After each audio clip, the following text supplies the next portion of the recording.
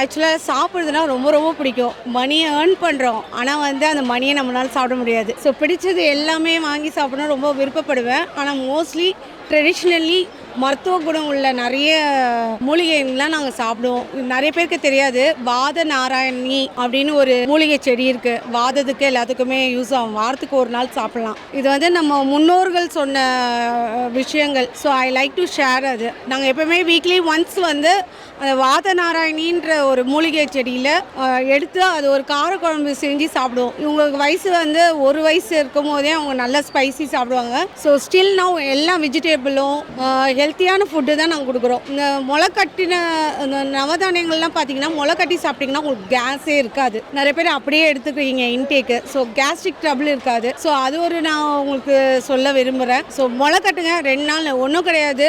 1 day 12 hours choke பண்ணிவிட்டு அதை அப்படியே மூடி மேலே வெயிட் வச்சாவே உங்களுக்கு எல்லா நவதானியங்களும் மறுநாளைக்கு உங்களுக்கு முளை கட்டிடும்.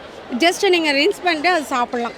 This is the one of the best healthy food. So நாங்கள் சாப்பிட்றது பார்க்க மாடலாக இருந்தாலும் ஹெல்த்தி தான் இன்றைக்கி வரையும் சாப்பிட்றோம். எங்கள் ஃபேமிலியே சிக்கன் ஃபேவரெட்டு. ஸோ அதுலேயும் ரொம்ப ஃபேவரெட் சிக்கன் உப்புசா. சிக்கன் உப்புசா பார்த்தீங்கன்னா போன்லெஸ் சிக்கனு, ஒன்லி அந்த ஸ்பைசஸ், அதாவது ட்ரை சில்லியை நல்லா ஸ்மாஷ் பண்ணிவிட்டு பூண்டு போட்டு கல்லுப்பு உப்பு இதை மட்டும் நாங்கள் பாயில் பண்ணுவோம். அது நல்லா பாயில் பண்ணி சாப்பிட்றது தான் சிக்கன் உப்புசா. நீங்களும் ட்ரை பண்ணுங்கள், வெரி டேஸ்டியாக இருக்கும். தேவையான ஒரு கோகோனட் ஆயில் நீங்கள் ஆட் பண்ணலாம். ஆயில் ஃப்ரீ சிக்கன் உப்புசா இஸ் மை ஃபேமிலி ஃபேவரட்.